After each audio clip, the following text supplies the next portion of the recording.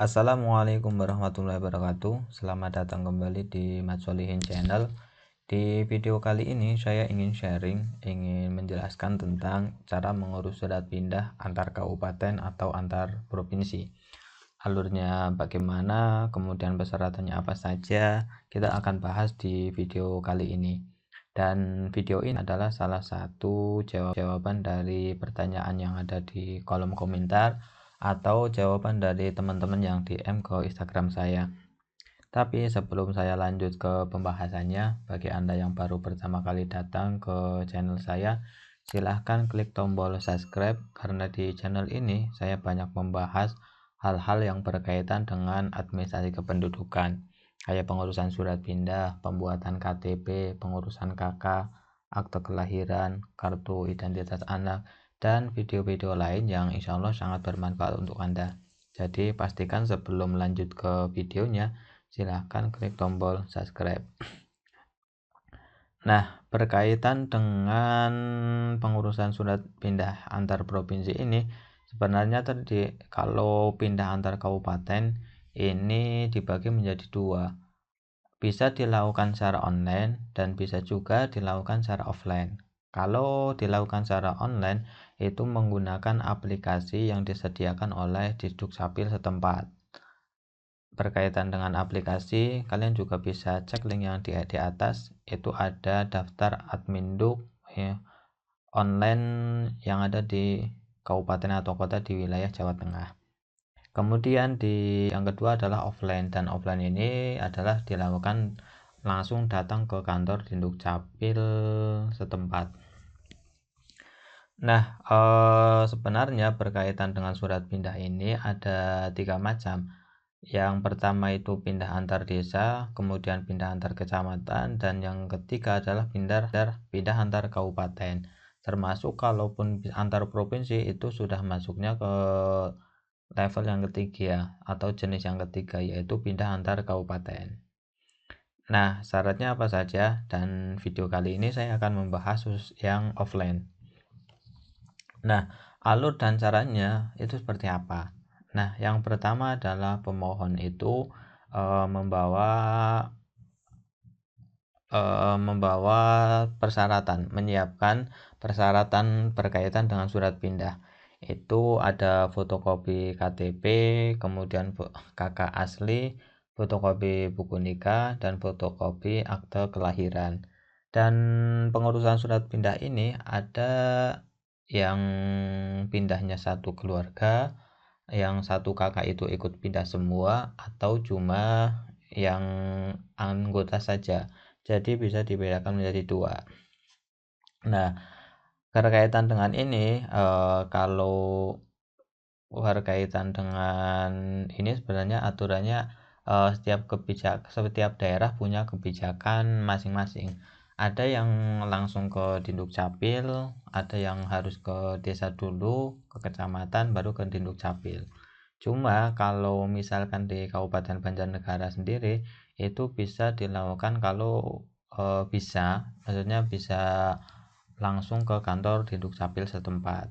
Jadi pemohon itu membawa persyaratannya itu tadi fotokopi KTP, kemudian KK asli, fotokopi buku nikah, dan fotokopi akte kelahiran. Jadi kalau di anggota keluarga yang semua anggota keluarga, berarti ya fotokopi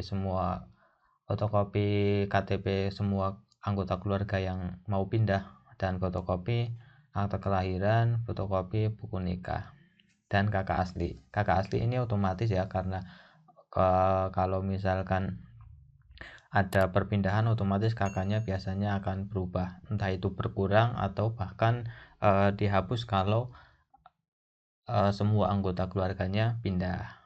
Nah, kemudian pemohon itu datang ke kantor Dindukcapil. Persyaratan sudah lengkap, pemohon datang langsung ke kantor Dindukcapil. Maka di sana nanti akan diberi atau mungkin diberi formulir permohonan pindah, yang mana di sana nanti disuruh mengisi. Mengisi itu ada yang mengajukan pindah itu siapa.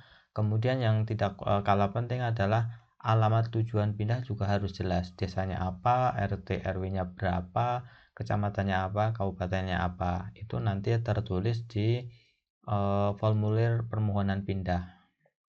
Nah, jika sudah beres, maka kemudian diberikan ke petugas Dinduk Capil, dan setelah selesai, maka dari Dinduk Capil setempat itu akan mengeluarkan SKP WNI atau surat keterangan pindah WNI. Kalau dari kabupaten berarti SKP WNI ini adalah SKP WNI keluar.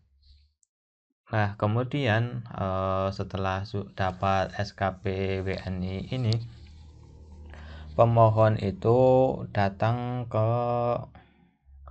kantor Dinduk Capil tujuan pindah. Jadi tadi kan dari kantor Dinduk Capil alamat yang dulu itu diberi SKP WNI. Maka selanjutnya adalah SKP WNI itu dibawa ke kantor Dinduk Capil tujuan.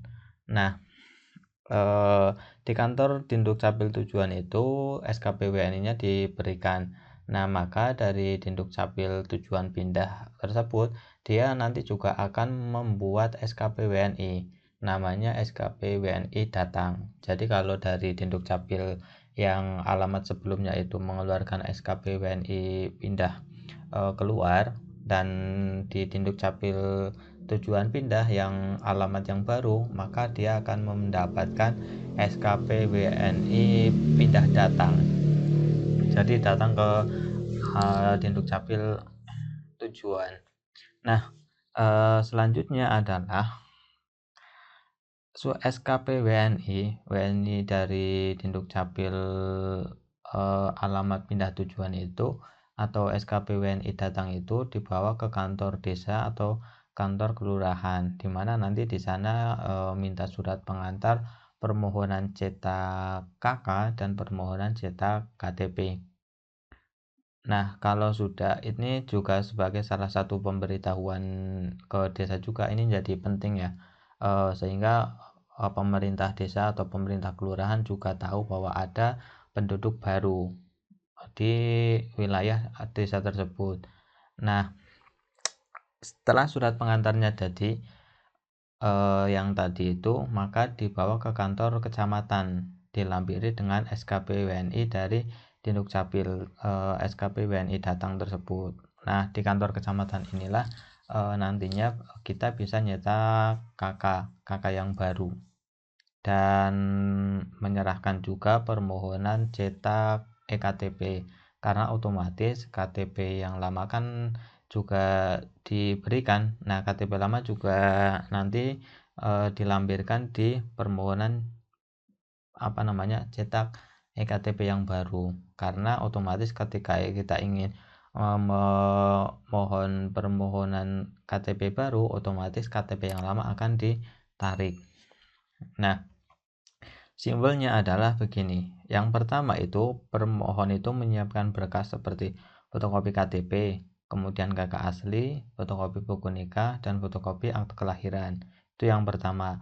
Kemudian yang kedua adalah pemohon itu datang langsung ke kantor Dinduk Capil setempat, alamat yang lama. Nah, di sana nanti yang tadi saya sebutkan, mengisi surat permohonan, kemudian nanti akan diberi SKP WNI keluar. Nah, yang selanjutnya adalah langsung dari Dinduk Capil sebelumnya lanjut ke Dinduk Capil kota tujuan, di mana SKP WNI dari Dinduk Capil sebelumnya diberikan. Nah, di sana nanti akan diberi SKP WNI pindah datang. Nah, SKP WNI pindah datang inilah yang nantinya akan menjadi dasar, yang akan menjadi persyaratan untuk permohonan pembuatan KK dan permohonan KTP di alamat yang baru, kayak gitu. Dan juga tonton juga video lain berkaitan dengan pengurusan surat pindah antara kecamatan atau antar desa. Nah, dan bagi Anda yang masih bingung atau mungkin masih kurang jelas, kalian juga bisa kasih pertanyaan di kolom komentar, atau bisa DM di Instagram saya. Link channel Instagram saya, link IG saya ada di deskripsi. Demikian, semoga bermanfaat, dan jangan lupa kalau video ini bermanfaat, bagikan ke teman Anda. Wassalamualaikum warahmatullahi wabarakatuh.